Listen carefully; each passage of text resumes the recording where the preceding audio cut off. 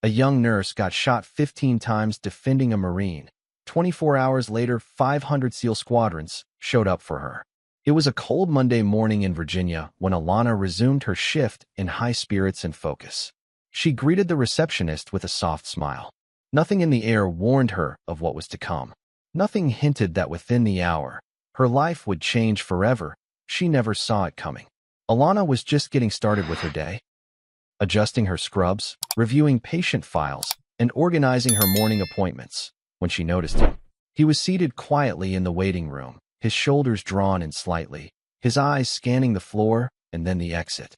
He looked calm and focused, but not at ease. He caught her eye for just a moment. There was no smile, just a polite nod. Alana could tell he wasn't new to the place. His file had passed her desk several times. Elijah Cross, early 40s, retired Marine. He came in now and then for checkups. Nothing urgent physically, but his mental health forms always hinted at something deeper. PTSD, mild anxiety, episodes of insomnia. He rarely spoke much, but he always showed up. That morning, his appointment was noted as a follow-up and psychological wellness check. Alana wasn't just a nurse. She had a degree in psychology too. It allowed her to be present in ways most nurses couldn't. She called his name gently and invited him in. "Good morning, Elijah," she said softly, offering a warm tone that didn't pry. "It's been a while." "Yeah," he replied, his voice low, steady, and a little hollow. "Felt like I should come in today." He mentioned the nightmares, the feeling that someone was watching him lately, the unease he couldn't explain. Alana tilted her head slightly. "Do you feel safe, Elijah?" He hesitated, then looked her in the eye. "Some days," he said. "Some days I do." She paused, nodding slowly. "Today?" He didn't answer right away. Before he could, it happened. A sharp, piercing scream cut through the hallway, followed by hurried, pounding footsteps. Alana froze, her heart stopping mid-beat. Her head turned instinctively toward the hallway. In that split second of silence that followed, her brain tried to make sense of it. Then the first gunshot rang out, and then another. The sound was so loud it felt like it came from inside her own chest. Screams erupted down the hall. The building that had, just moments before, buzzed with routine care and quiet healing, had now turned into a scene of terror. Alana's body moved before her mind caught up. She stood, hand gripping the doorframe, trying to listen, trying to process. 3 masked men were storming through the entrance. That much she saw clearly as she stepped cautiously into the hallway. They were yelling, waving weapons, telling everyone to get down. But what chilled her to the bone was the way one of them pointed directly at Elijah. She realized in an instant, this wasn't random. This wasn't a robbery. They were here for him. She turned to see Elijah frozen in place, still seated, paralyzed by more than fear. Something about his face told her he knew. He knew exactly who they were. And yet he didn't move. Without thinking, without strategy or hesitation, Alana sprinted down the hallway back toward him. Chaos thundered behind her. Staff and patients cried and ducked for cover. But her eyes were only on him. She shouted his name, but he didn't respond. The gunman was raising his weapon. Alana didn't slow. She threw herself toward him, body first, instinct taking over. She crashed into him, knocking him sideways onto the floor, covering his chest with her own. Then came the storm of bullets. 1, 2, 5, 10. She felt the sharp stings tearing through her back, her shoulder, her side. Each one like a white-hot blade piercing her nerves. She didn't scream, not out of bravery, but because there was no time to. 15 shots, one after the other. She took them all. Then everything went still. The gunman ran. Doors slammed. Alarms blared. But inside the small consultation room, there was silence. Elijah looked down to find Alana lying limp over him. It soaked through her scrubs, staining both their clothes. Her breathing was faint, shallow, every rise and fall of her chest a painful miracle. He wrapped his arms around her, trying to lift her, whispering, "No, no, stay with me. Please. You saved me." There were no more words. No more movement. Just the distant sound of sirens approaching, and the weight of something Elijah would never forget. The warmth of a life that had stepped in front of death for his. The sound of gunfire still lingered in the air, like a bell that refused to stop ringing. Seconds after the masked men disappeared into the cold afternoon, The clinic fell into a suffocating silence. It was the kind of silence that doesn't come naturally, the kind that follows devastation. A stillness not of peace, but of disbelief. The screams had stopped. The scrambling feet, the crying children, the shouts from terrified nurses, all of it collapsed into a single, frozen moment. Elijah Cross sat in the middle of it, barely breathing. He didn't feel the chill of the tile beneath his knees. He didn't notice the blood pooling around his legs. All he saw, all he felt, was her. Alana Brooks. The young woman who had thrown herself between him and the bullets like her life meant less than his. She lay in his arms, her body limp, her breathing shallow, if there was any breath left at all. Her once bright scrubs were soaked through with red. Her name tag dangled uselessly, stained, the letters nearly unreadable. One of her shoes had come off during the fall. Elijah's hands trembled as he held her. Her head rested against his chest, and he could feel the final beats of her pulse through her cheek. The weight of her in his arms wasn't heavy, but the meaning was. His own body had barely moved since the shooting. His limbs still hadn't recovered from the shock. But his voice broke through, hoarse, pleading, human. "Stay with me," he whispered, rocking her gently. "Please just stay with me. You saved me. You didn't even know me. Don't leave me now." Around them, staff began to move again, hesitantly, like deer stepping into a clearing after gunshots. Nurses crawled from behind counters. Patients helped one another to their feet. A child began to sob somewhere down the hall. The wails of approaching sirens grew louder, then louder still, until they howled like wolves on the hunt. But inside the room, it was still only the two of them. Alana, Elijah, and the aftermath. Blood spread beneath them, silent and accusing. Elijah didn't know where she had been hit exactly. There were too many wounds to count.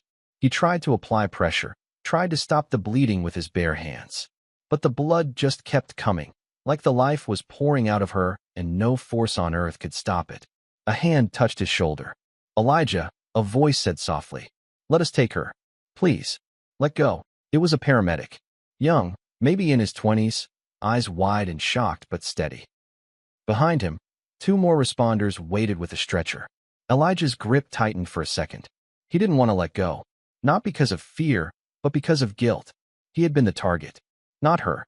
She was only supposed to check his blood pressure, maybe ask a few quiet questions about his sleep. She wasn't supposed to jump in front of bullets. She wasn't supposed to bleed out on the floor of a clinic that promised healing. "Let us help her," the paramedic said again, his voice firmer now. Elijah nodded slowly and shifted his grip. Together, they lifted Alana onto the stretcher. Her arm fell to the side, limp, fingers stained crimson. Elijah reached over and gently folded it across her chest, like she was sleeping, like she would wake. The paramedics rolled her down the hallway, moving swiftly but carefully, their radios buzzing with updates and instructions. Nurses cleared the path. Patients watched in silence. It was as if the entire building held its breath. Elijah stood there for a moment longer, alone, swaying slightly. His clothes were drenched in her blood. It clung to his skin, to his arms, to the collar of his shirt. He looked down and noticed a single blood-streaked strand of her hair caught on his sleeve. Then, finally, he followed. Outside, a team of federal agents had already arrived. Their unmarked cars lined the street, lights flashing. Police secured the perimeter. The attackers were long gone, vanished into the afternoon. But the investigation had already begun. Elijah was immediately pulled aside, shielded from cameras that had begun to gather at the end of the block. Reporters had caught wind of an incident. No one yet knew what had really happened. Inside an ambulance, Alana's heart stopped for the first time. The paramedics worked quickly, bringing her back with adrenaline and electric paddles. Her chest rose again, faint and forced, but she was still alive. Barely. By the time she reached surgery, over half her blood volume had already been lost. The doctors said it was a miracle she even made it to the table. Hours passed. Elijah sat in a secured room inside the hospital, being questioned by federal agents. His face remained blank, eyes unfocused. He answered what he could. Yes, he recognized the threat. No, he didn't know who exactly had sent them, but he had a strong suspicion. Yes, Alana had saved him. No, she didn't know about his past. He told them everything he could remember. Every detail, every sound, every face. But his mind kept drifting. Back to her. Back to the way she didn't hesitate. Back to the image of her falling over him as the bullets ripped through her back. She didn't even flinch, he said softly, staring at the wall. She didn't even think. She just ran. Outside the room, agents were already pulling surveillance footage. Facial recognition was in progress. The vehicle had been caught on camera speeding away. A black SUV with tinted windows. There were witnesses. There were leads. The investigation would move quickly. But in that moment, all Elijah cared about was whether Alana was still breathing. A nurse entered with an update. "She's in surgery," the woman said gently. "They're doing everything they can. It's not good, but she's fighting." Elijah exhaled, the air trembling out of him. He hadn't realized he'd been holding his breath for over an hour. He closed his eyes. By nightfall, the news broke. A young nurse in Virginia had been critically wounded during a violent incident at a community clinic. The story didn't give names at first, only that she had shielded a patient with her own body. Only that she had been hit 15 times. Only that she was clinging to life. The news spread fast, shared in texts and whispers, in group chats and phone calls. And in the close-knit circles of the military community, the story traveled like lightning. "Did you hear what she did? She didn't even know him. She saved one of ours." Across bases, training camps, and veterans' halls, the tale of Alana Brooks ignited something raw and ancient. A kind of reverence. A kind of honor. Men and women who had worn the uniform, who had stood in front of danger themselves, now looked to this civilian nurse and saw something rare. Someone who acted without orders. Someone who moved without hesitation. Someone who bled for another simply because it was right. That night, Elijah sat alone in a quiet room, watching the news on a small wall-mounted TV. The screen showed a distant aerial view of the clinic, now taped off and surrounded by flashing lights. Then it cut to a photo, a candid image of Alana, smiling in her scrubs, holding a clipboard. "She is currently in critical condition," the reporter said solemnly. "Doctors say the next 24 hours will be crucial." Elijah reached into his coat pocket and pulled out her bloodstained name tag. He held it tightly in his hand, and for the first time in years, he prayed. Not because he was religious, not because he believed in miracles, but because a stranger had believed in him enough to take 15 bullets, and now, he had no idea how to live with that. He didn't know that thousands were already beginning to pray with him. That her story, just beginning to flicker into the world, would soon ignite a fire no one could put out. Not even the ones who tried to end it in silence. By dawn, the city of Richmond was just beginning to stir. Pale streaks of sunlight painted the hospital windows in soft gold, but inside, the mood remained suspended between hope and heartbreak. Nurses who had worked the overnight shift moved slowly, careful not to make noise in certain wings. Alana Brooks still lay unconscious in ICU, hooked to machines that hummed like background prayers. No one knew what the day would bring. Doctors spoke in cautious tones. Her body had endured too much.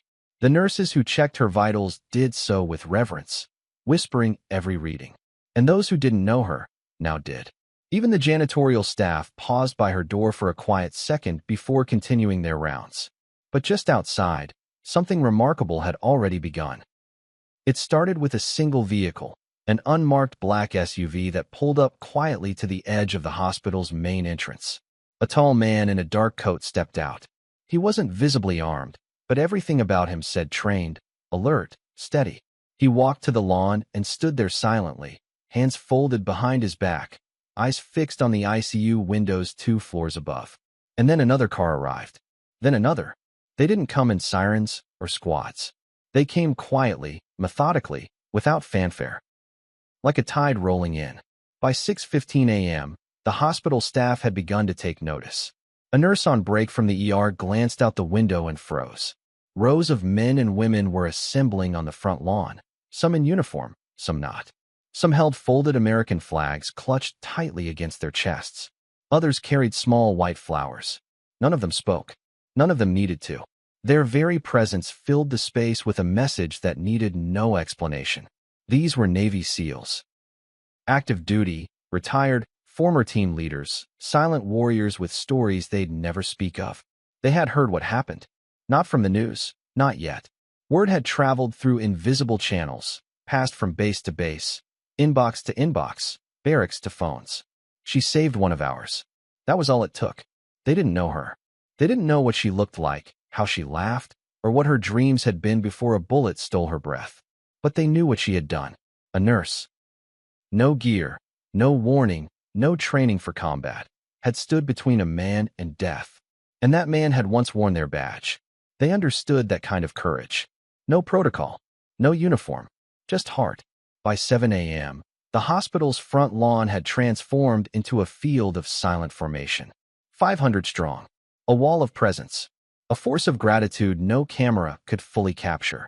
They stood shoulder to shoulder, facing the glass where they were told her room might be. Each step, each position, was deliberate. A single line of solidarity. No one gave orders, and yet they moved like they had trained for this moment all their lives. Not with drills, but with something older, something sacred. Inside the hospital, staff and patients began to gather at windows. Some thought it was a security alert. Others assumed a ceremony had been planned. But then they saw the salutes.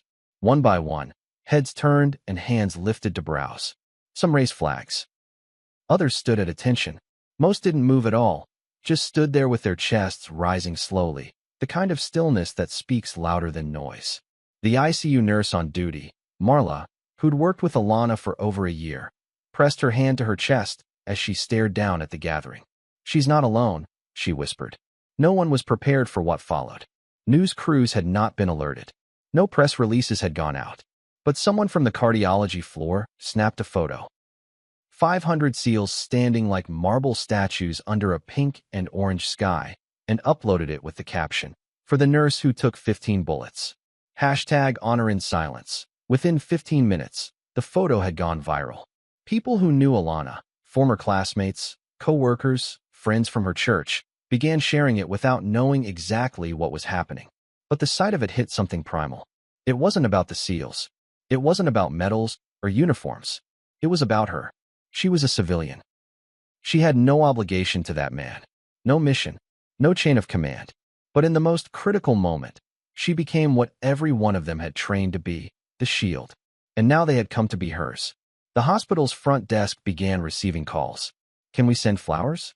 Where can we donate? Is there a vigil planned?" But there was no plan. There was just the formation. And it grew. As the morning sun rose higher, more civilians began arriving, quietly, respectfully. Some held candles. Others carried thank you signs. No one spoke above a whisper. A man in a wheelchair was wheeled to the edge of the lawn by his daughter. He didn't say anything, just raised his hand slowly in a trembling salute. The energy outside the hospital wasn't mournful. It was sacred. Even the air felt different, as if holding its breath for a miracle. Inside her room, Alana lay still. Machines beeped softly around her. Tubes threaded across her arms and chest. Her body was wrapped in a dozen places, gauze absorbing what her body had refused to keep inside. Her face was pale, eyes closed, lips slightly parted like she was in the middle of a dream too heavy to wake from. No one knew if she could hear. No one knew what her brain was registering after the trauma, the blood loss, the shock. But Marla believed she could. So when the nurse came in with the update, "They're here. 500 of them. For you." She said it aloud, right into Alana's ear. "You should see them, baby," she whispered. "The whole lawn is covered. They're standing for you." And though her body gave no response, a tear slipped down the edge of her temple. Just one. Elijah wasn't supposed to be outside. After the attack, he had been placed under strict protective custody. But when he heard what was happening outside the hospital, he insisted. Then he demanded. Then he broke the rule. "I owe her," he said, his voice cold and resolved. "You'll have to cuff me to stop me." So they let him through. When Elijah stepped outside and saw the crowd, he froze. The man who had barely flinched at gunfire now stood completely overwhelmed by the wall of honor before him. He walked slowly past the first row of SEALs. Some recognized him. Others didn't. But none said a word. Then he turned and looked up at the window they all faced. "I hope you can see this," he whispered, blinking back tears. "I hope you know what you mean." A woman near the edge of the crowd stepped forward quietly and handed him a small bouquet of white roses. "For her," she said simply. He nodded, took them, and placed them gently at the base of the flagpole that stood in front of the hospital entrance. Then he stepped back and stood with the rest, in silence, as one of them. Not as a former Marine, not as a target, but as a man humbled by the greatest act of love he'd ever witnessed. By noon, the media had arrived. Helicopters hovered overhead. News anchors spoke in hushed tones. One reporter choked back tears as she read from her cue card, overwhelmed by the sight behind her. But still, no one in the formation moved. They hadn't come for cameras. They had come for her. The nurse. The stranger. The protector. A young woman with no tactical training, no bulletproof vest, no protocol, but a heart so pure it charged into fire to pull someone else out. And now, 500 warriors stood to let her know. You did not go unnoticed. You did not fall alone. The world may have met Alana Brooks on the worst day of her life, but now it would know her by the strength she gave when no one asked her to. The silent formation stood until sunset, and when the last rays of light touched the hospital windows, someone in the crowd began to sing. Softly, a hymn. Others joined. Voices rose like wind through trees, low, reverent, full of aching beauty. Not a concert, not a performance, just something deeply human. A prayer in harmony. A song for the woman they never met but had come to love. Inside her room, Alana's heart monitor beeped slowly. She was still here, still fighting. And now she knew, without a doubt, she was not fighting alone. The walls of the Federal Investigation Office were lined with silence. Not the kind that came from peace or sleep, but the charged, electric quiet of people staring at footage that would define the fate of others. Inside a secure operations room, the only sound was the low hum of computers and the occasional clink of a coffee mug against the glass table. 3 agents stood behind a monitor. One sat close, eyes locked on the screen. The footage they were reviewing had been pulled directly from the clinic's internal security system. It was grainy. The resolution wasn't perfect, but it didn't need to be. The attack had happened in broad daylight, and the 3 men who burst through those clinic doors didn't cover themselves nearly well enough. Their masks had slipped. Their voices, caught on hidden audio feeds, had left distinct phrases that would soon haunt them in court. The lead agent, Cynthia Morgan, late 40s, steel-eyed, a career built on busting covert crime syndicates, pressed pause. There, she said. Zoom in. Freeze at the timestamp. 11 hours, 17 minutes, and 46 seconds. That one. Look at the scar on his jaw. The tech officer tapped a few keys. The frame sharpened slightly. A partial profile of the first gunman filled the screen. He was tall, lean, and reckless. His ski mask had slid just below his nose as he shouted toward the front desk. His right cheek was exposed, revealing a jagged scar. Morgan didn't need to guess. She knew him. That's Dimitri Farron, she said quietly. Someone in the back of the room cursed under their breath. Farron was a known enforcer linked to a black market arms network that had been under watch for over 4 years. A silent partner in many disappearances, a ghost on foreign docks, a man hard to pin down. Until now, Morgan turned her attention back to the footage. The second attacker moved with less coordination, lagging slightly behind the first. He carried a semi-automatic pistol, but it trembled slightly in his hand. The way he turned, looking over his shoulder every few seconds, suggested a lack of nerve. Play the audio there, she instructed. The technician rewound and boosted the volume. A sharp voice rang through the speakers. Get him. He's in the corner. That's the one. And then chaos. Gunfire. Screams. The unmistakable sound of a body hitting the floor. Morgan clenched her jaw. She'd seen a lot in her career. But this was different. This was raw. This was a civilian clinic. A nurse who had no idea what kind of storm she'd stepped into. Standing in the path of 3 armed criminals and taking 15 rounds without hesitation. She fast-forwarded the footage, watching as the third attacker, a shorter, stockier man, panicked midway through the assault. He fumbled his weapon, nearly dropped it. His eyes flicked toward the nurse lying in a pool of blood. He muttered something before fleeing. Morgan leaned back. We've got them all. The room exhaled, but only slightly. There was still work to do. Within 6 hours, cross-agency coordination had begun. Federal files, facial recognition algorithms, and encrypted surveillance tools were deployed across multiple jurisdictions. The first confirmed ID, Farron, gave them the thread they needed.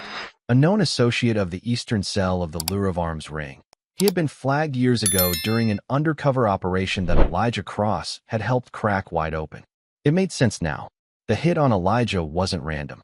It was vengeance. Cold, delayed, calculated. A message. They wanted to finish what had been interrupted when Elijah testified. The clinic was chosen for a reason. No guards. No suspicion. Just a man looking to talk to someone about nightmares he couldn't shake. And a nurse who had nothing to do with any of it, yet gave everything. By the next morning, 3 raids were greenlit. 1 in Kentucky, 1 in upstate New York, and 1 just outside Baltimore. The first takedown happened in a dilapidated farmhouse at 4:12 a.m. The second was in a motel off a forgotten highway exit. The third was inside a luxury high-rise where the youngest of the gunmen, Marcus Vell, had been holed up, pretending he still had time to escape. All 3 were captured alive. There were no dramatic shootouts. No last-minute flights across borders. The weight of what they had done was already bearing down on them before the handcuffs clicked. The news broke before noon. 3 men arrested in connection to Virginia clinic shooting. Confirmed ties to International Arms Network. The headlines spread faster than the court filings. In Richmond, outside Alana's hospital room, reporters began camping for updates. But still, her name had not been officially released. She was simply referred to as the nurse. The mystery of her identity only deepened the public's obsession. People wanted to know who this woman was. What made her run toward danger? Why 500 SEALs had stood outside her window in silence? The world had begun to attach reverence to her name before they even knew it. Elijah Cross sat in a quiet government building, giving another round of statements. He was tired. He hadn't changed clothes in 3 days. But he stayed sharp through every question, through every photograph he was asked to identify. When they showed him the faces, Farron, Vell, and the third man, Oscar Brandt, he didn't blink. "Those are the ones," he said. His voice didn't crack. His hands didn't tremble. But there was a hollowness in his eyes that hadn't been there before. A quiet grief.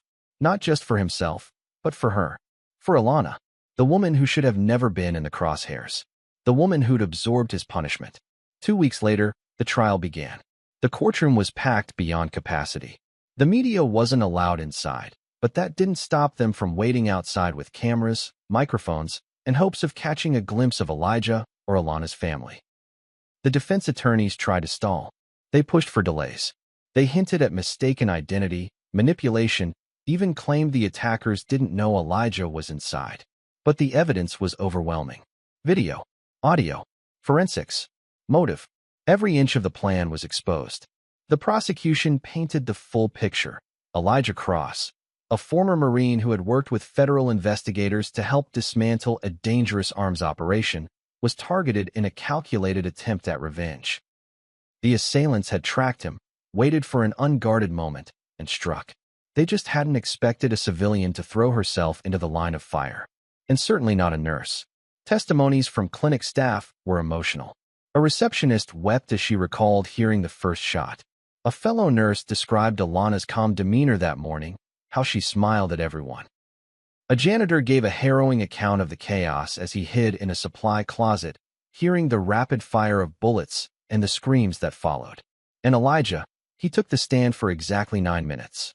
When asked why he believed Alana did what she did, he simply said, because she was the kind of person who couldn't watch someone else die, even if it meant she would. No one spoke after that, not even the judge. But one seat remained empty, Alana's. She was still in recovery, enduring her 5th surgery in just under 3 weeks. Physical therapy had begun, but progress was slow and painful. Some days, she was coherent. Other days, she drifted in and out of consciousness. Her body had suffered more trauma than many could survive. But her spirit, still flickering, still fighting, remained. Elijah visited her before the verdict was read. He didn't speak. He simply sat beside her, held her hand, and stared at the monitor, watching every beat of her heart like it was his own. When the sentencing was announced, life in prison without parole for all 3 assailants, the nation breathed a sigh of closure. The judge's words were stern but fair. The court finds these actions to be a violent act of premeditated terror, directed at a man for past cooperation with law enforcement, and compounded by the unprovoked, near-fatal injury of a civilian who had no part in any of it. The recklessness, The disregard for human life. It is, frankly, unforgivable. Outside the courthouse, reporters gathered. Elijah stepped out alone. Flashes exploded in his face. Dozens of questions were shouted at once. Do you feel justice was served? Do you think they should have gotten the death penalty? What will you say to Alana when she wakes up? But Elijah didn't respond to any of them. He looked straight ahead, eyes tired but resolved, and said only one thing. She paid in blood. I'll carry that for the rest of my life. And then he walked away, not into silence, but into a world that would never see him, or her, the same again.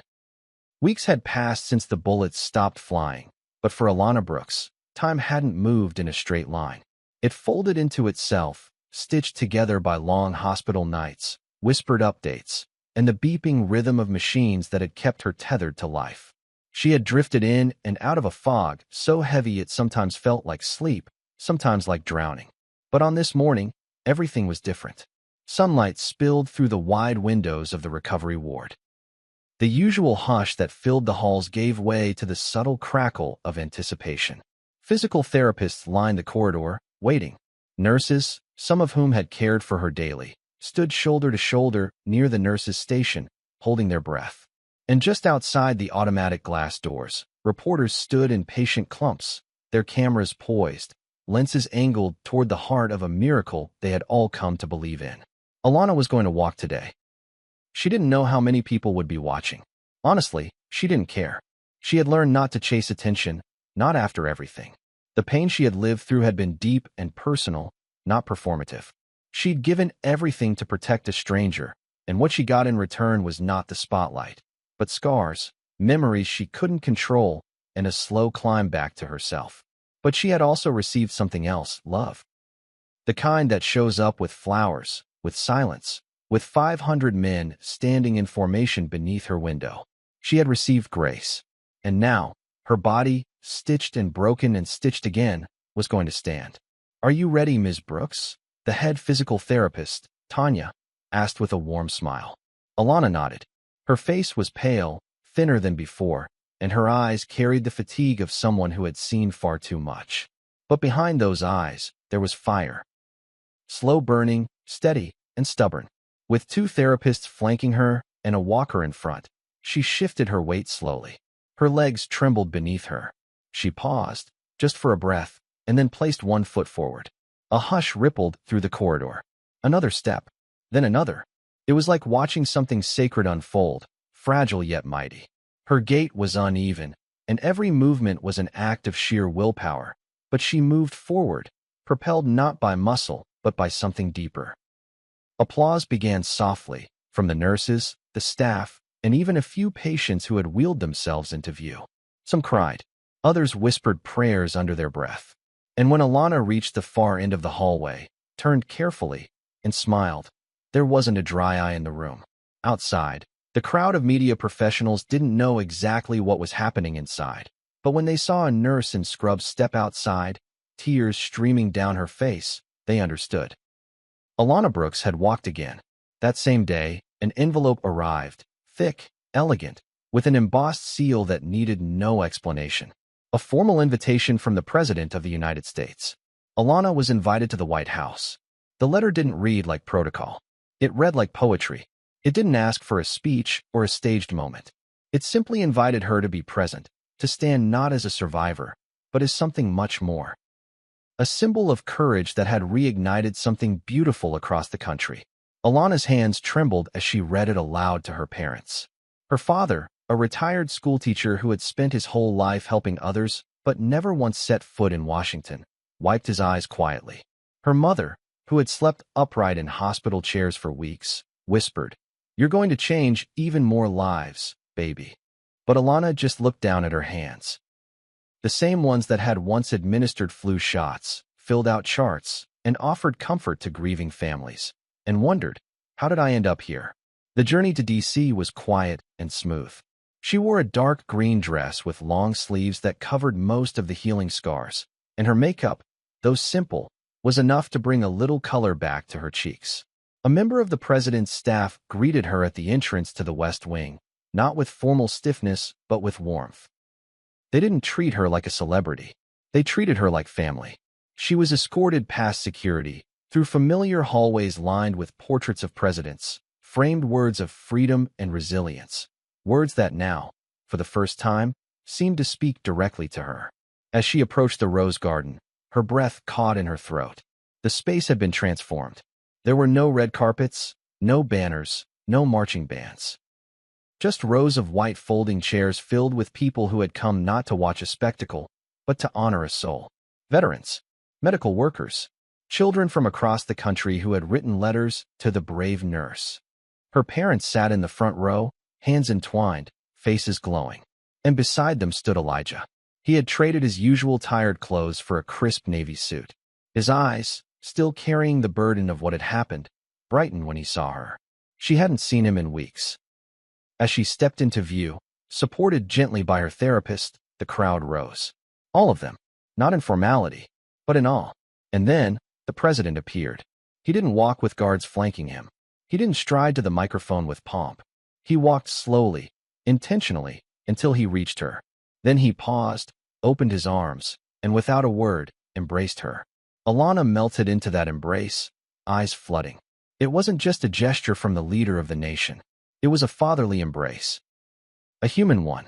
The kind you give someone who reminds the whole world that decency still exists, that courage doesn't need armor, and that love is the strongest defense of all. The applause that followed wasn't loud. It was long, gentle, reverent. When the president finally stepped to the microphone, his voice cracked slightly. "Alana Brooks," he began, "you were just doing your job. But in doing so, you reminded this country of something we too often forget. That bravery isn't always loud, and heroism doesn't always wear a uniform." He paused. "You didn't ask for this spotlight. You didn't run toward danger for attention. You did it because something inside you said another human life mattered. And because of that, you've moved the hearts of millions." He turned toward her again, lifting a small document.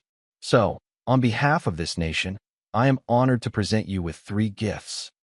Not just for your bravery, but to help you rebuild, to rest, and to live fully the life you nearly gave up." First, he handed her a leather-bound deed. A brand new home, built in the city of your choice, mortgage-free, with a garden, because I hear you love those. Next, a small velvet box with a key inside. A luxury vehicle, yours to drive when you're ready. No rush. Just a way to remind yourself that you're going places, even after all you've been through. And finally, a sealed envelope. "And this," he said softly, "is a check for $10 million. Not charity, not a reward. A gift from the people of this country. So you can choose rest over worry, healing over hustle. So you never have to return to a place of struggle again." Alana didn't move for a moment. Her hands trembled.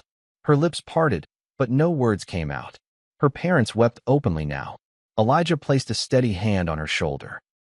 The same SEALs who had once stood outside her hospital now stood again, at the back of the garden, heads bowed, not in solemn grief this time, but in deep respect. Alana finally stepped forward, took the president's hands in hers, and whispered something that only he heard.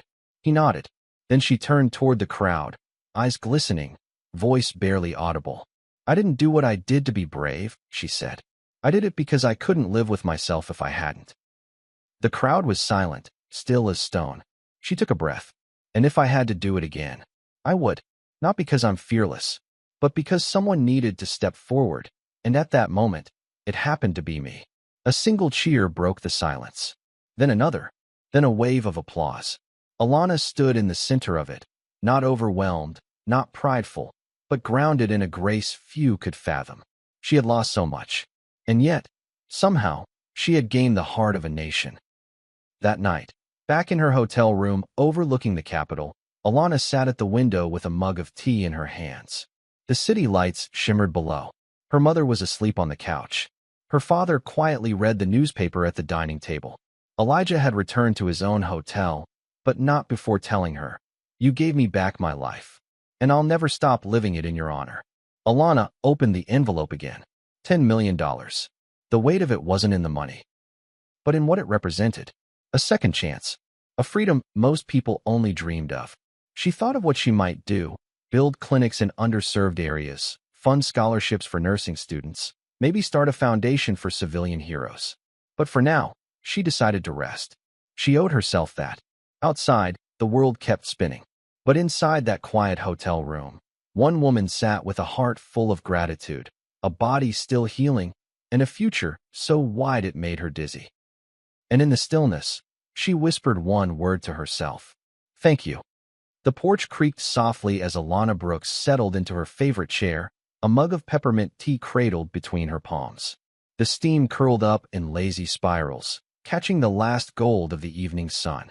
She watched as it disappeared behind the soft, rolling hills that surrounded her new home. A home she hadn't chosen for prestige or grandeur, but for peace. That was all she craved now. Peace. And perhaps a place to breathe where no one expected her to be anything other than human.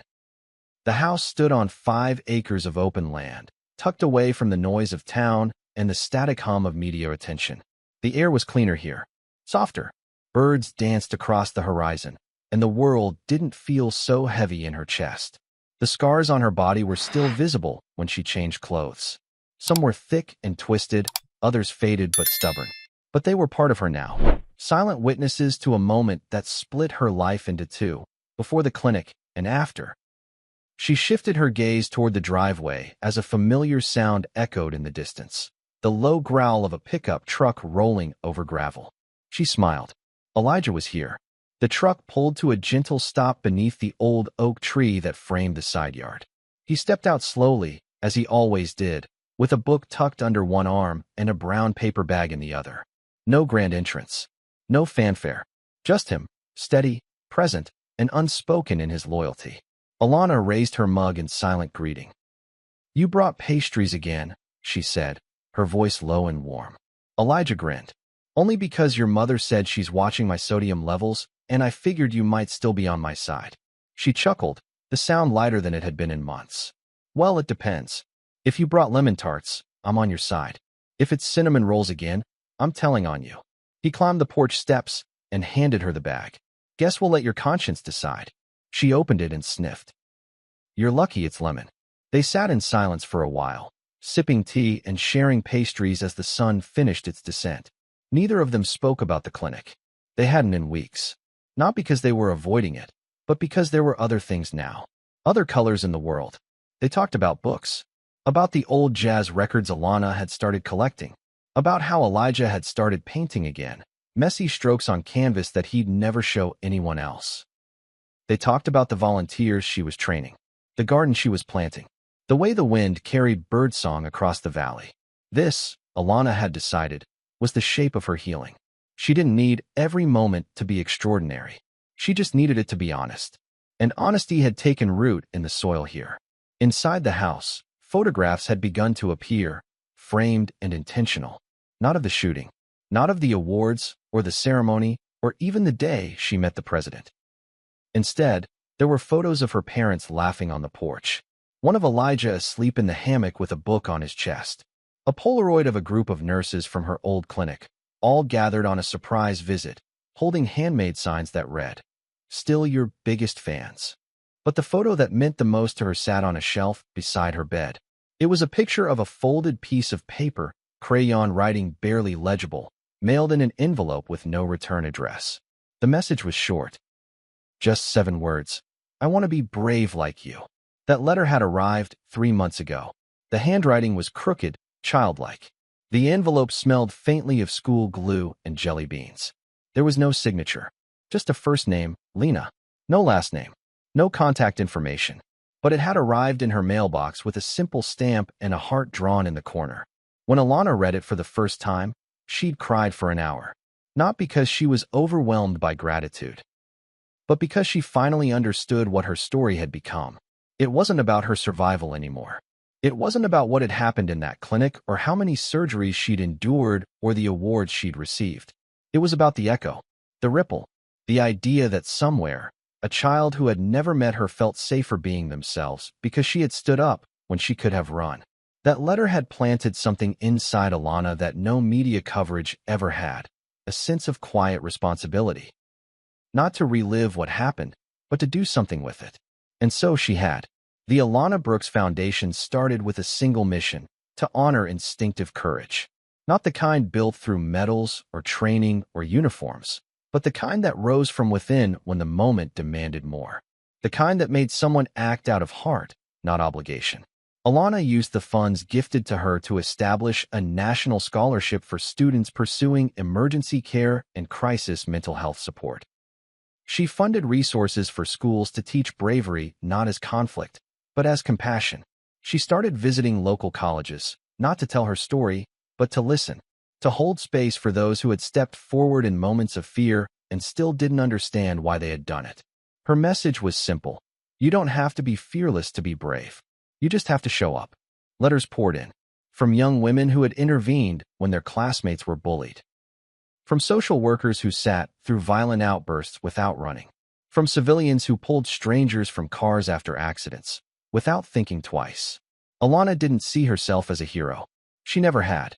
But now, she saw herself as something else, a reminder that in a world that often shouted for attention, quiet courage still whispered in hospital corridors, classrooms, and grocery store aisles. And it mattered. It mattered deeply. One evening, as summer edged into fall, Alana walked into her small home office and found her mother quietly organizing a stack of opened letters. These just came in today, her mother said with a smile. You've got over 300 this week. Alana's eyes widened. 300. And someone sent you a drawing of you in a cape. It's adorable. And wildly inaccurate, because we both know you hate capes. Alana laughed and sat beside her, picking up a handful of envelopes. She opened one and read silently. It was from a nurse in Ohio. I was ready to quit, to leave the profession after a patient died in my care. I blamed myself. Then I watched your interview. I saw how you kept showing up, and I stayed. Alana wiped a tear before it could fall. Another envelope. Another story. A teenage boy in New Jersey had stopped a robbery by stepping in front of a woman with her child. He'd been scared, but he said her story gave him just enough strength to act. She clutched the letters to her chest and closed her eyes. This was what the road ahead had become. Not a return to what was, but the creation of something new, something stronger. Elijah joined her at the porch again the following week. This time, he brought a record player.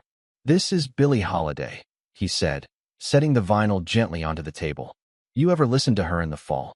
No, Alana said, smiling. Should I? You should.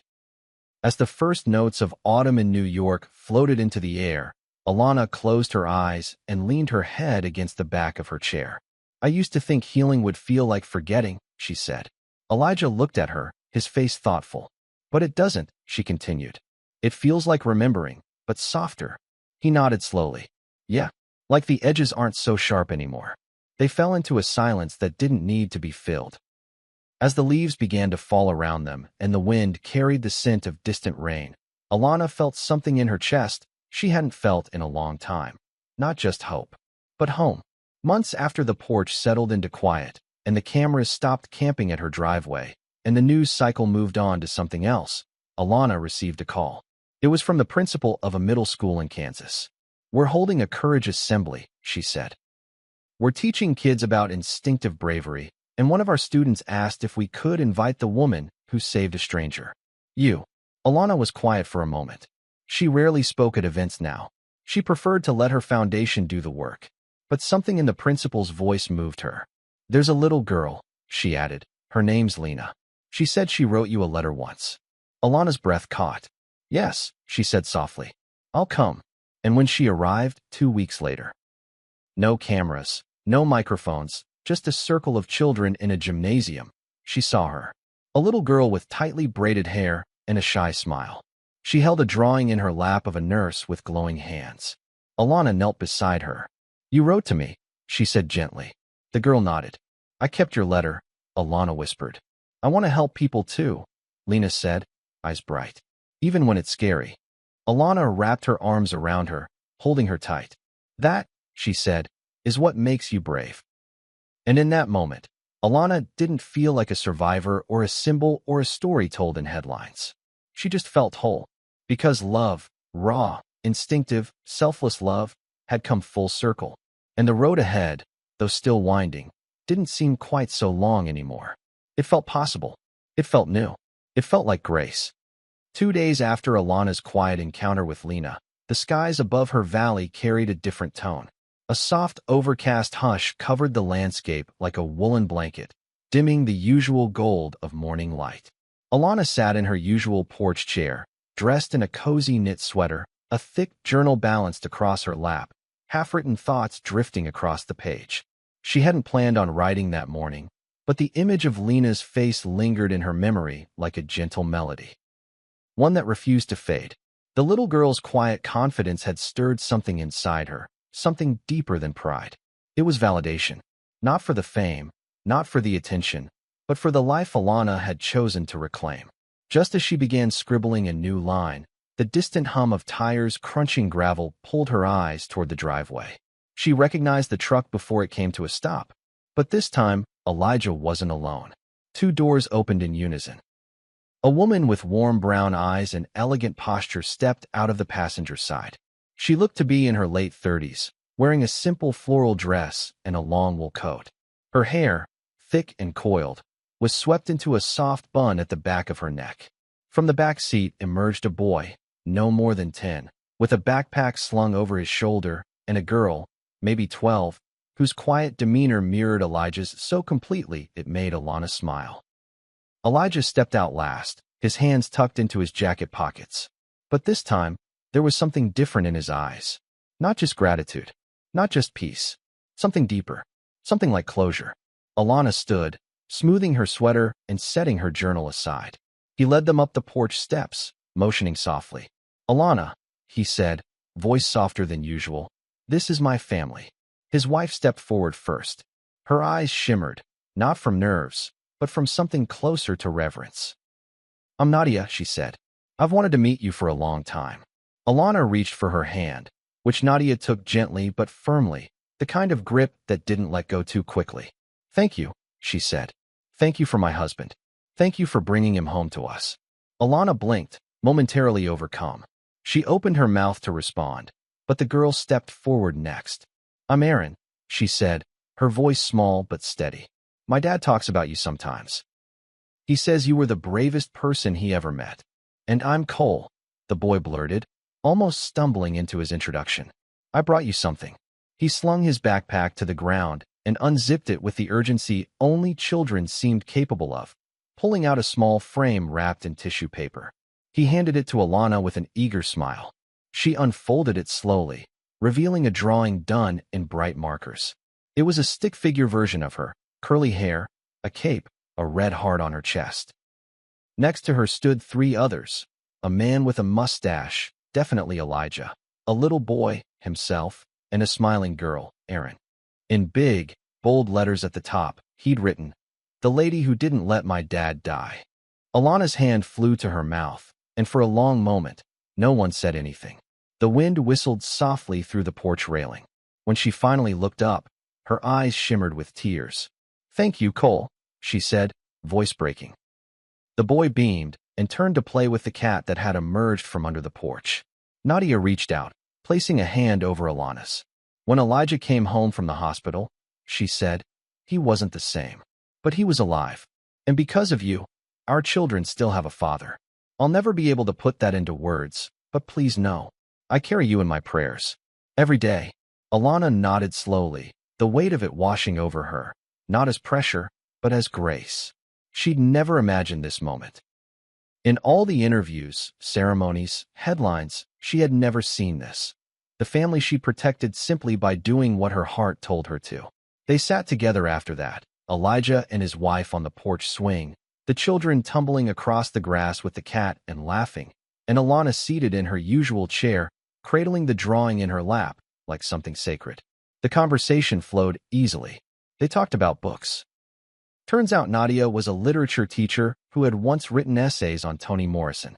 They talked about Cole's obsession with dinosaurs and how Erin played cello, so, well, she'd already been invited to 2 competitions. They spoke about how Elijah had returned to painting and how he had been writing poetry again in secret. "You should see the one he wrote about you," Nadia said with a grin. "I'm just saying, if it ever gets published, I expect royalties." Alana laughed, genuinely, fully. But then the laughter quieted, and Elijah leaned forward, his tone soft but serious. "I know I've said thank you," he began. "But there's something else I need to say, and I need to say it in front of them." He looked over at his family. My children know me as their father. Nadia knows me as her husband. But before that day, I was still a man who hadn't forgiven himself. I carried a lot of guilt. Things I'd seen. Things I'd done. Things I hadn't done. He looked back at Alana. And then you stood in front of all of that. You didn't know me, but you didn't hesitate. You gave me back my life, more than just breathing. You gave me back the chance to live again. And you gave them their anchor. Nadia's hand found his. I just wanted you to know, he continued, his voice thickening, that because of you, I wake up with purpose. Not just because I survived, but because I was shown the kind of courage that doesn't demand anything in return. Alana said nothing. She didn't need to. Tears ran silently down her cheeks, and she let them. They were tears of release, of gratitude, of something that had no name, only feeling. As the sky began to dim, the porch lights flickered on. The children came bounding up the steps, rosy-cheeked and out of breath. Nadia stood and began gathering them, coaxing them gently back to the truck. Before they left, Erin walked up to Alana and handed her a folded sheet of notebook paper. I wrote you a poem, she said shyly. Alana took it and promised she'd read it that night. Elijah hugged her before he left. Not awkwardly, not stiff. It was a full, strong embrace. One of those rare hugs where you could feel what someone meant without a single word spoken. And then they were gone. The truck rolled away down the gravel drive, taillights disappearing behind the bend. Alana sat alone on the porch once more. She unfolded the paper Erin had given her. The poem was short, barely 12 lines. But it was beautiful. It ended like this. You saved a life and gave us 4. A father, a friend, a road, a door. We walked through because you stayed. Thank you for the love you gave. Alana pressed it to her chest. The wind stirred again. The porch creaked. And in that moment, she felt it. Not just gratitude. Not just peace. But something fuller. She felt accomplished. Not for the awards, or the money, or even the foundation. But because the life she saved had multiplied. Rippling outward in a quiet current of love she could never have measured. The road ahead was still open. Still unknown. But now, she no longer walked it alone. She carried stories, names, moments. And each one, like the letter from Lena, the poem from Erin, the drawing from Cole, stitched her back together in ways no surgeon ever could. And that, she realized, was the real gift. Not just survival, but significance. And in the hush of twilight, Alana Brooks smiled. Whole, grounded, and finally, completely at peace. 12 months had passed. Seasons came and went across the valley where Alana Brooks built her quiet life. Winter had dusted the hills with snow, spring had returned the songbirds, and summer had stretched long and golden across her fields. Autumn arrived gently, leaves rustling like whispers of memory, the sky soft with amber light. And through it all, Alana grew stronger. Each day was a step, not just in physical strength, but in emotional weight. The kind that required courage she never expected to need again. The pain in her joints faded. The scars on her skin lightened. Her hair, once patchy from stress and treatment, returned in gentle curls. But most importantly, her soul was whole. She walked without fear now, slept without trembling, laughed more freely, not because everything was perfect, but because she had learned to embrace imperfection as proof of life. Wealth had come, yes. The kind that could buy homes and vacations and any form of ease. But Alana never lived like someone wealthy. She lived like someone grateful. Her days were still quiet, still simple. But purpose, she realized, couldn't be silenced, not even by comfort. Because healing had given her something unexpected, clarity. And clarity had returned a single, burning question to her heart. Was she done? For a while, she believed the answer was yes. Hospitals across the country had sent her offers. Private practices, university hospitals, elite medical centers, even humanitarian aid groups had asked if she would consult, speak, or return in any capacity. Alana declined them all, with kindness, but also with conviction. She wasn't a symbol. She wasn't a headline. She was a woman who had nearly died, who had chosen life again, and she thought, maybe that was enough. She'd earned her rest. But over time, something shifted. She was hosting a workshop at a local community center when it happened. A young nurse named Sarah stood up during the Q&A and asked softly, "What do you miss most?" Alana didn't have an answer prepared, but one came anyway. Touch, she said. Being able to hold someone's hand who's afraid and have them know, without a word, that they're not alone. The room went silent, and inside her, something stirred. That night, she stood on her porch watching the moon rise over her garden. The wind was crisp, the stars sharp in the sky, and the ache in her chest wasn't pain, it was longing. Not for recognition, but for return. To the place where her hands had once been tools of hope, where her presence made people feel safe, where she could walk into a room and not just measure vitals, but meet souls. She didn't sleep that night. By morning, she had made up her mind. Her announcement was quiet. No press, no interviews. She sent a personal email to one hospital, just one, that had reached out a few months earlier. It wasn't the biggest or the flashiest. It was a mid-sized facility tucked in a city she once visited years ago. Warm staff, diverse community, a place that believed in healing the whole person. "I'm ready," she wrote. "If you'll still have me, I'd like to return." The response came within the hour. Not an official reply. A personal letter from the chief nursing officer. It read, "Alana, we don't need a hero. We just need you. We never stopped hoping you'd say yes." Her start date was set for the first Monday of the following month. And in the days leading up to it, she didn't shop for new clothes. She didn't rehearse any speeches. She simply took long walks in her garden, read poetry under the trees, and quietly thanked the life that brought her full circle. When the day came, it felt like rain was coming. The clouds hung low, but the sky held steady as Alana stepped out of her car and approached the front doors of the hospital. Her ID badge was clipped neatly to her chest. Her scrubs, light blue, were pressed. She carried no entourage, no cameras, no security, only a canvas tote with a stethoscope, a water bottle, and the same lunchbox she'd used back when she worked at the community clinic in Virginia. As she stepped through the automatic doors, the first thing she noticed was the smell. Sterile but familiar. Clean linoleum. Antiseptic. Coffee from the break room. It wasn't glamorous, but it was home. And then she saw them. A dozen nurses had gathered near the station, pretending not to hover. Doctors peeked from nearby hallways.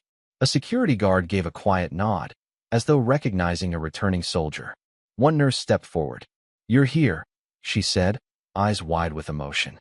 Alana smiled. "I am." That was all it took. The staff clapped, not loudly, but with heart. Hugs followed. Introductions blurred. She was shown to her locker, given her assignment, and handed a chart. It was real now. She was back, and it felt right. Her first patient was a man in his 70s, recovering from a stroke. His speech was slurred, his movements minimal, but his eyes were sharp. As she entered the room, he turned toward her and tried to speak. "Ma'am," he mumbled. Are you that nurse?" Alana didn't flinch. "I'm your nurse," she said gently. "For today, I'm just yours." He smiled weakly. She checked his vitals, adjusted his fluffed his pillow, and sat beside him for a while, listening as he struggled to talk about his grandchildren. He spoke slowly, brokenly, but she waited. She never rushed him, because time, she knew now, was a gift. In the next room, a teenage girl sat quietly beneath the sheets, headphones in, eyes closed. Her chart said panic attacks. Alana didn't disturb her. She simply placed a small note on the bedside table before leaving. "You're not alone. I'm here if you need me." Nurse Alana. Throughout the day, she moved room to room with the grace of someone reborn, not for duty, but from choice. She treated each patient with the kind of sacred attention that doesn't come from policy, but from soul. By lunchtime, a sense of calm had settled over the unit. The staff moved more gently. The patients smiled more. The air, somehow, had shifted. And Alana, seated at the edge of a hospital cot, helping a child with cerebral palsy fix a fallen blanket, realized something profound. She wasn't healing just others. She was healing herself, again, not from bullets, but from the fear that her story had ended. At the end of the day, as the shift changed and nurses handed over notes and charts, Alana stepped out into the hallway alone. She leaned against the window, watching the sky darken over the parking lot. One of the new interns approached shyly. "I hope this isn't weird," she said. "But I want to thank you, not just for today, but for coming back. I was thinking about quitting. Nursing can be heavy, but seeing you here, just being human, it reminded me why I started." Alana smiled, deeply moved. Then keep going, she said. The world needs that kind of heart. The girl nodded, blinking back tears. And Alana walked away, tired but whole. She got into her car, rolled down the window, and let the wind hit her face. Tomorrow, she'd come back. And the next day, and the next. Not because she needed to, but because she wanted to. Because despite all she had lost and all she had gained, one truth remained. The work of healing didn't end with her own. It was a lifetime calling, a quiet purpose. And this was only the beginning of a new chapter. Alana Brooks had just turned 29. She didn't throw a party. No headlines. No press. No viral photo with balloons or candles. Just a slow morning, a walk through her garden, a warm breakfast with her parents, and an afternoon shift she volunteered for at the hospital because something about caring for others made her feel alive in a way nothing else could. But the real gift came the day after. It was a Sunday. She was off shift, no obligations, no alarms. She wore a soft beige sweater, her hair tied in a loose knot, and sneakers that had seen better years. The sun was generous that day, and the sky so blue it almost looked painted. She stopped at her favorite cafe after her morning walk, a corner place with creaky floorboards, a chalkboard menu, and booths worn in all the right ways. She ordered her usual, chamomile tea and a blueberry scone, and found a seat by the window. That's when she saw him. He walked in, tall and broad-shouldered, in a gray t-shirt and dark jeans. He didn't command the room, but there was a stillness about him, something quiet but certain. He looked around for an empty seat, found none, and then turned toward her booth. "Mind if I sit?" he asked with a soft smile. Alana glanced up from her book. Something about his voice, steady, rich, made her pause. "Sure," she said, offering a polite smile. They didn't speak for the first few minutes. He sipped his coffee. She returned to her book. But then, she noticed he was reading the same author, Ocean Vuong, and that sparked the first real spark of conversation. "You read Vuong?" she asked, a little surprised. He looked up. "Yeah, got a line from his poetry stuck in my head 2 years ago and never recovered." She smiled. "Same." And just like that, the conversation bloomed, naturally, easily. They talked about writing, about grief and growth, about their favorite movies and the power of music. They laughed at shared tastes in old jazz and took turns recommending obscure films the other hadn't seen. They didn't talk about work. Not at first. And Alana was grateful. So many people met her already knowing who she was. But not him. Not yet. "Are you from around here?" she asked, finishing the last of her tea. "Just visiting," he replied. "Old friends. Needed a reset." "A reset?" He nodded. "Life gets loud. Sometimes I need silence." She nodded. She understood that kind of silence. Before leaving, he extended his hand. "Ethan." She took it. "Alana." He smiled.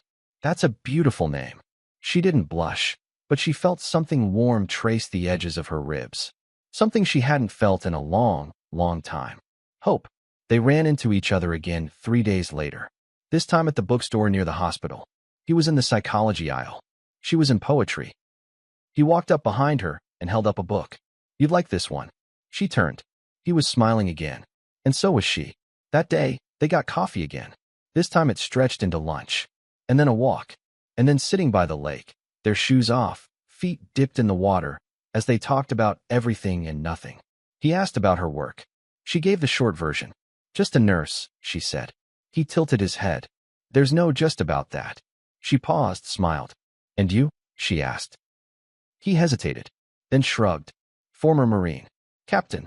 I left active service last year." She blinked. She hadn't seen that coming. He chuckled at her surprise. "Not what you expected?" "Not at all," she admitted. They talked deeper that day. About trauma. About leaving things behind. About learning to breathe again. When she finally told him who she really was, what had happened at the clinic, he went quiet. Not from shock. Not from admiration. But from understanding. "I read about you," he said finally. "But you didn't look like her to me. You just looked like someone I wanted to know." She nodded. "I didn't want to be her forever." He leaned closer. "Then don't be. Just be Alana." And so she was. Weeks passed. Then months.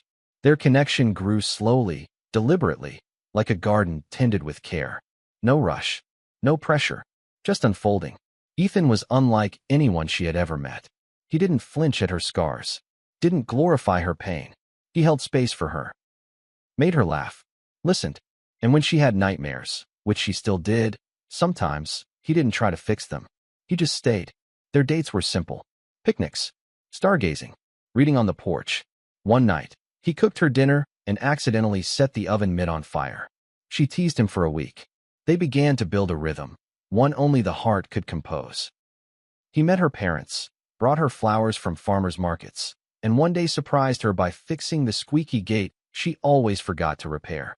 They loved quietly, but fully, and when winter came again, with snowflakes dusting the valley, Ethan pulled her aside under the twinkle lights near her garden and dropped to one knee. She gasped, hands flying to her mouth. He held out a simple gold band. "No grand speeches," he said. "Just this, my heart, if you'll have it." Tears slid down her cheeks. And she said yes, not because it was a fairy tale, but because it was real, because she was ready, because love, like healing, had come softly, but stayed firmly. Their wedding took place in the garden the following spring. The trees had just begun to bloom. Wildflowers lined the aisle. The guest list was intimate, but full of those who mattered most. Elijah sat in the front row with his wife and children, beaming. The nurses from the old clinic arrived in matching pastel dresses, waving through tears. Veterans, friends, her old professors, foundation volunteers. Even Lena, the little girl who'd once sent her that letter, stood beside the aisle holding a flower basket. The same Navy SEALs who once stood in silent formation outside her hospital room were there too, this time smiling, dressed in suits, standing like proud brothers. And when Alana walked down the aisle, sunlight catching her curls, her gown soft and flowing, her eyes locked on Ethan, nothing else mattered. Not the past, not the pain, only this, only now. As they stood before the altar, surrounded by those who had walked pieces of their story with them, Ethan took her hands in his and whispered, "You saved lives. Now let me spend mine loving you." And she whispered back, "You're not saving me. You're honoring what I survived." They sealed it with a kiss. Not just a promise of forever, but a celebration of finally. That night, under the stars, Alana stood barefoot in the grass, watching lanterns float into the sky, each one carrying a written blessing from a guest. Ethan came up behind her, wrapping his arms around her waist. "You happy, Mrs. Carter?" She smiled. Beyond, they stood in silence, watching the lights rise.